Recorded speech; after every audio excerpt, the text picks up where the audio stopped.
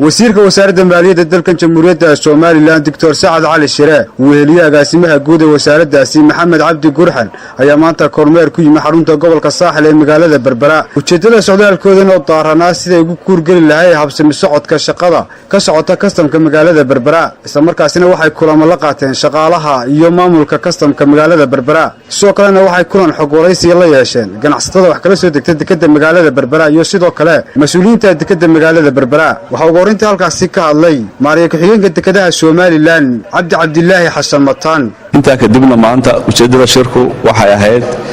in lala kulmo stakeholderska ama dadka muxuu ahaa shaqada dekedda haya ee xagga xukuumadda iyo xagga dadka isticmaalaba marka waxaa noo yimi halka kan kastamkii baa nala jooga Cabdiraxmaan waxaa nala joogay qoladan muxuu ahaa tayadhowrka iyo wasaaradda ganacsiga muxuu ahaa waxa iyaguna nala joogay maxay ahaayeen ganacsatadii waxa halkan joogtay DB World oo shirka nala gashay iyo ganacsatadii intayadaas waxaan ka wada hadlaynay arrimaha khuseeya sidii loo hagaajin lahaa oo loo degdeg gelin lahaa adeega muxuu ahaa bixiso dekeddu waa adeeg bixiye wasaaradaha khusaysaana adeegaasi markaasi ay ka shaqeeyaan wasiirka wasaaradda maaliyadda Dr. Saad Ali Shire ayaa isaguna halkaasi ka hadlay waxaanu ku nimi aniga iyo agaasimaha guud ee wasaaradda maaliyadda socdaal shaqo ayaan ku nimi socdaalka shaqo wuxuu leeyahay laba ujeedo waxay inaanu ku sameeyno kormeer xafiisyada kastamka gaar ahaan iyo inaanu la kulanno daneeyayaasha dekedda inta isticmaasha iyo inta u adeegtaba in la kulanno kormeerkan soo maray si fiican bay oo habsan ay shaqadu u socotaa si wanaagsan baan runtii ay u socotaa xagga dakhliga laftiisa si wanaagsan ayuu soo ugu socdaa halkii loogu talagalay ayuu maraya marka loo eego kala hore sanadkan runtii dakhligu ka sareeya bishii January marka loo eego dhinaca kale markaan ka hadlo wixii aan isnay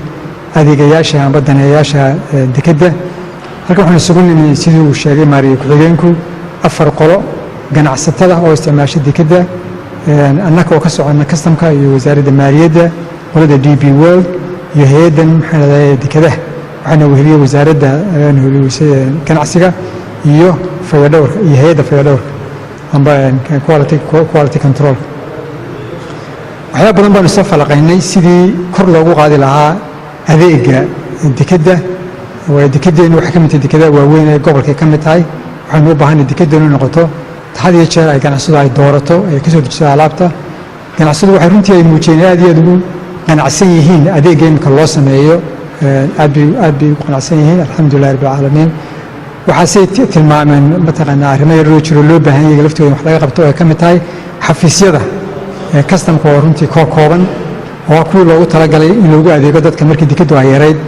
dekeddu way ballaartay dadkina way ballaadheen zaxmad bay abuurtay ay abuuraan xafiisyada yaryar had iyo jeer marka arrinkaa waxbaanu ka qabanaynaa waxay kaloo ay naftooda noo soo jeediyeen sidii loo koobi lahaa habraaca la raaco marka qofku doonayo inuu alaab kala baxo dekedda oo inkuu qofku ku khasban yahay inuu maro meelo fara badan marka kuwaa laftigooda in lasoo koobo ay noo soo jeediyeen waxaan kaloo isku raacnay in guddi la sameeyo laba heer isu yimaada heer sare oo isu yimaada